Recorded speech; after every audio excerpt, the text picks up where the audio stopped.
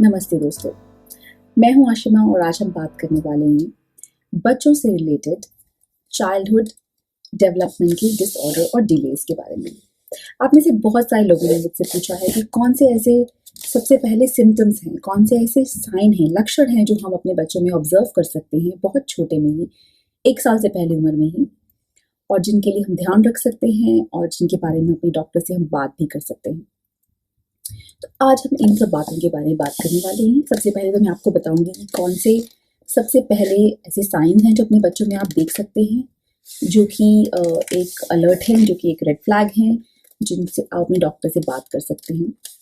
Number 2, अगर आपके doctor के पास इन सवालों के जवाब नहीं है और आपको अपनी संतुष्टि के हिसाब से उनसे आंसर नहीं मिलता है डॉक्टर से, ऐसे कौन से प्रोफेशनल्स हैं जिनके पास आप जा सकते हैं और अपने बच्चों को फॉर्मली असेस करवा सकते हैं, जो कि आपके बच्चों को ऑब्जर्व करेंगे और उनको अपनी एज के हिसाब से कौन कौन से माइलस्टोन को पूरे करने चाहिए थे और बच्चे नहीं कर पा रहे हैं अगर, उनके बारे में वो आपको जानकारी दे पाएंगे।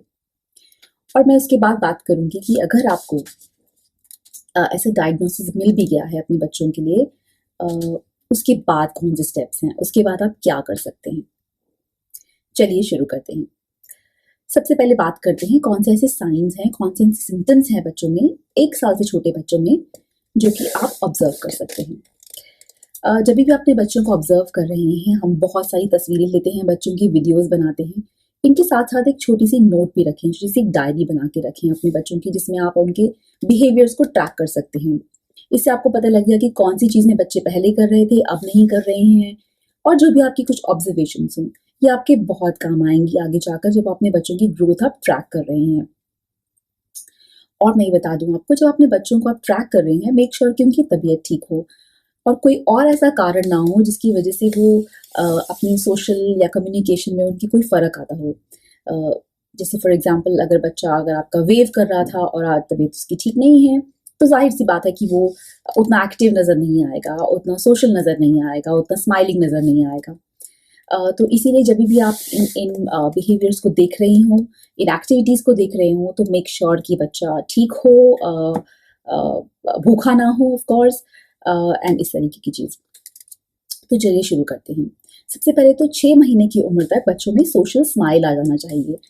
सोशल स्माइल का मतलब है कि बच्चा जिन लोगों को अपने घर में जानता है, अपने परिवार के लोगों को जिनको जानता है, उनको देखकर एक सोशल स्माइल देता है। ये हमेशा होना ज़रूरी नहीं है ऑफ कोर्स।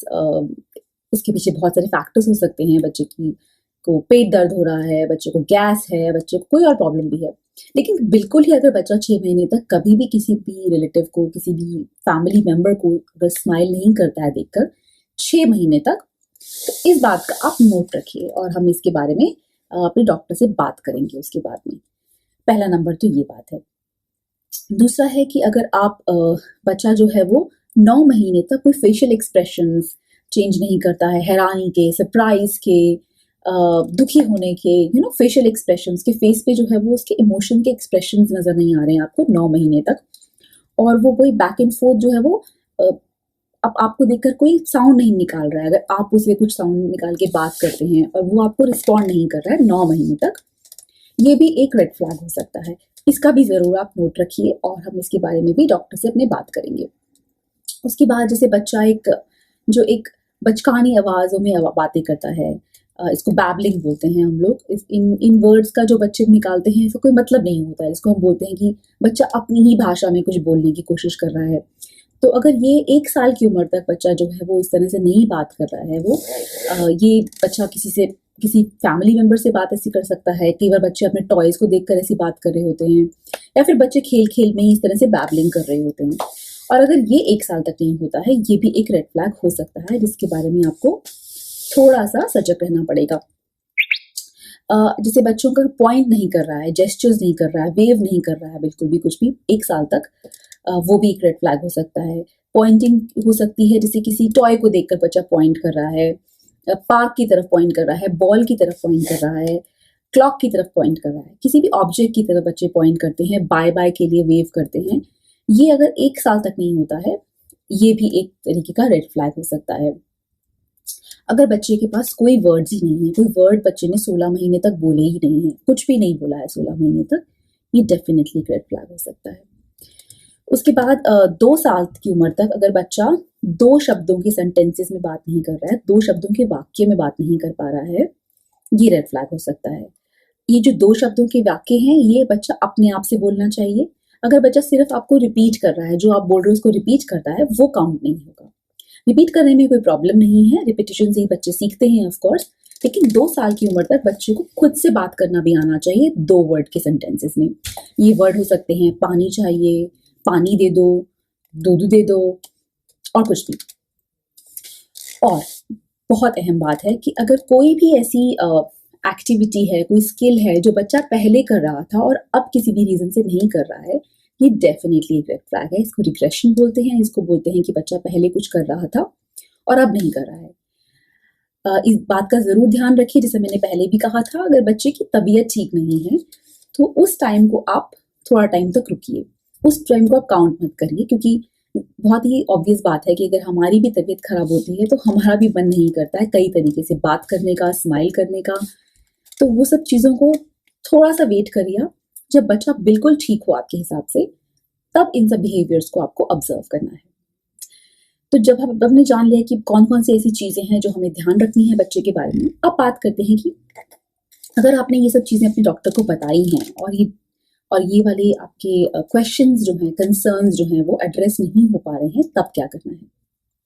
रिसर्च में ऐसा पाया गया है कि जिन बच्चों में ऐसे डायग्नोसिस हो गए हैं डेवलपमेंटल डिलेज के, आगे जाकर 3 साल की उम्र में, 4 साल की उम्र में, ऐसे 80% पेशेंट्स ने, 80% पेरेंट्स ने ये शेयर किया है कि जब उन्होंने अपने पीडियाट्रिशियन से इन कंसर्न्स के बारे में बात कही, स्पेशली सोशल कंसर्न्स में, लैंग्वेज से रिलेटेड कंसर्न में, स्पीच से रिलेटेड कंसर्न में, तो उनके पीडियाट्रिशियन ने इस चीज़ को एकदम एड्रेस नहीं किया। इसके पीछे कोई गलत इंटेंशन नहीं है, ऑफ कोर्स।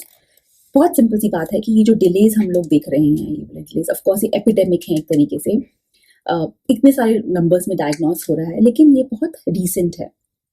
जो ज़्यादातर बच्चों के डॉक्टर्स होते हैं, इनकी प्रैक्टिसेस जो हैं वो बहुत टाइम से हैं, जब से ये लोग क्वालिफाइड हुए थे, तब ये सब जो डिसऑर्डर्स थे वो rarest of the rare disorders में माने जाते थे। तो सिंपली हमारे डॉक्टर्स को उतना एक्सपीरियंस नहीं है, स्पेशली इंडिया में। ये जो डिसऑर्डर्स हम देख रहे हैं पिछले 10 से 20 सालों में ही कॉमन होते जा रहे हैं, और पिछले 10 सालों में इनकी संख्या बहुत बढ़ गई है।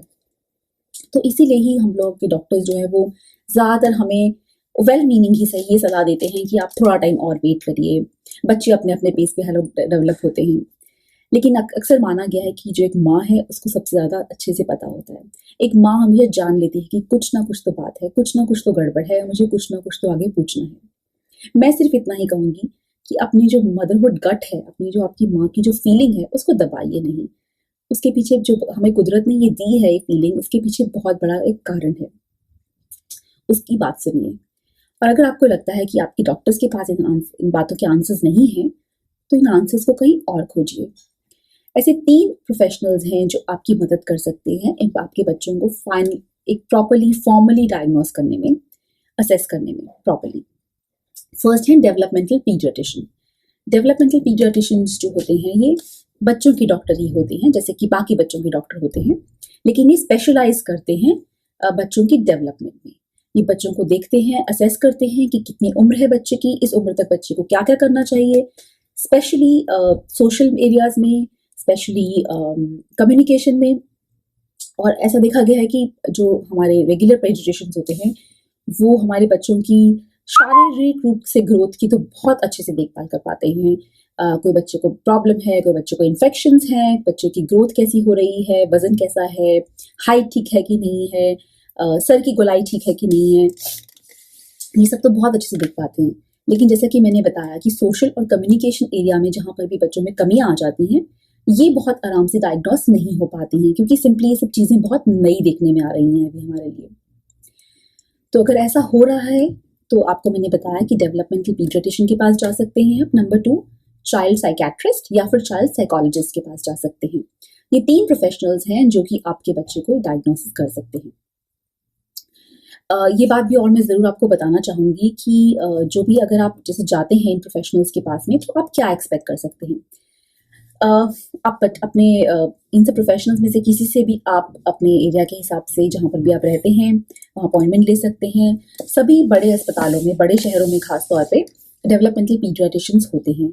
अगर आप किसी के रेफरल से जा रहे हैं तो बहुत अच्छा है, लेकिन अगर आप खुद से सर्च कर रहे हैं, इंटरनेट पे सर्च कर रहे हैं, तो डॉक्टर के प्रोफाइल में ये ज़रूर देखिएगा कि उनको एक्सपीरियंस हो बच्चों को असेस करने में डेवलपमेंटल डिलेज में। इस वक्त जो है वो ऑफ कोर्स हम लोग एक पैंडेमिक में हैं, कोविड-19 में, तो मुझे नहीं पता है कि इन पर्सन डॉक्टर कैसे डायग्नोस करेंगे, लेकिन ये बात ज़रूर करें कि टेलीमेडिसिन के थ्रू हो सकता है कि सेफ एनवायरनमेंट में वो बच्चे को करते हैं। यूजुअली क्या होता है कि आप जैसे बच्चे को दिखाने लेके जाते हैं, बच्चे के असेसमेंट के लिए जाते हैं, तो ये एक छोटे बच्चों के लिए जो है वो डॉक्टर जो है प्ले वे तरीके से जो है वो असेस करती हैं उन्हें। इसमें वो बच्चे को खेलते हुए ऑब्जर्व करते हैं कि बच्चा किस तरीके से खेल रहा है, क्या वो टॉय से अपने एज अप्रोप्रिएट तरीके से खेल पा रहा है कि नहीं खेल पा रहा है, किस तरीके से वो कितना बात कर पाता है, कम्युनिकेशन टू एंड फ्रो है कि नहीं है।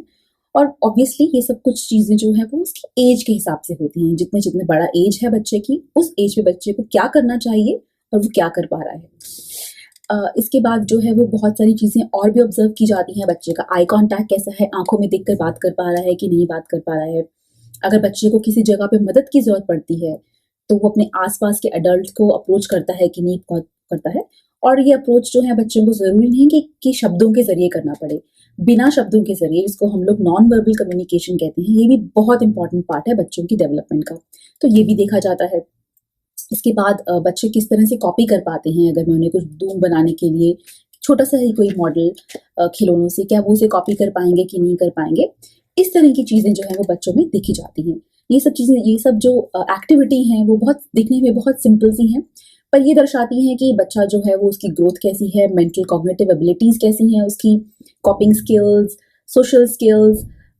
हो सकता है कि बच्चा अगर थोड़ा सा बड़ा हो तो हो सकता है किसी और बच्चे के साथ में उनको खेल के ज़रिए उनको ऑब्जर्व किया जाए कि बच्चा कैसे दूसरे बच्चे के साथ में कुछ शेयर कर रहा है कि नहीं कर रहा है। अगेन एज के अकॉर्डिंग सॉलिटरी प्ले है, पैरेलल प्ले है, इस तरह की चीज़ें जो है वो ऑब्जर्व की जाती हैं।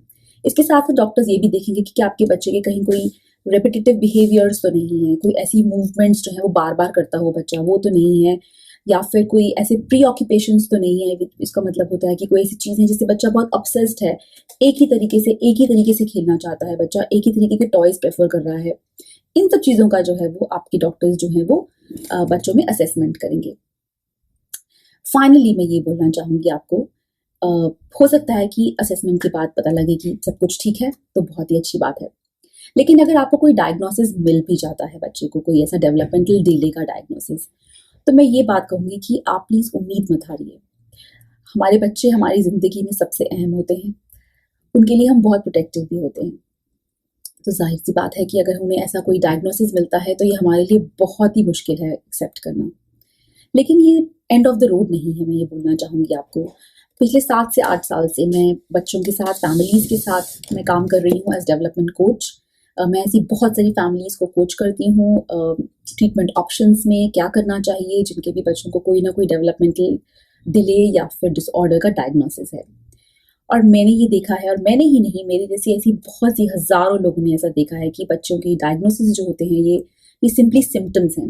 एक सिम्पटम्स है हमारे शरीर का कहना कि मेरे साथ में मेरे को कुछ मदद चाहिए, और वो मदद हम बच्चों को दे सकते हैं। ये बच्चों के डायग्नोसिस सिम्पटम्स ठीक भी हो सकते हैं। मैंने इवन डायग्नोसिस भी रिवर्स होते हुए देखे हैं। तो इसीलिए उम्मीद मत हारें, ये सब सिर्फ एंड ऑफ द रोड नहीं है, ये एक बिगिनिंग है अगर आपको कोई डायग्नोसिस मिल भी चुका है। इसके बारे में हम डिटेल में बात करेंगे हमारे अगले एपिसोड में। मैं आशा करती हूँ कि आपको आज के एपिसोड की इन्फॉर्मेशन जो है वो बहुत यूज़फुल लगी होगी। प्लीज़ मुझे लिखिए कि आपको एक ऐसा कैसा लगा, आप और कौन से टॉपिक्स ऐसे हैं जिनके बारे में जानना चाहते हैं, ट्रीटमेंट ऑप्शंस के बारे में जानना चाहते हैं, और हम लोग इसको लेकर आपके सामने आएंगे। धन्यवाद।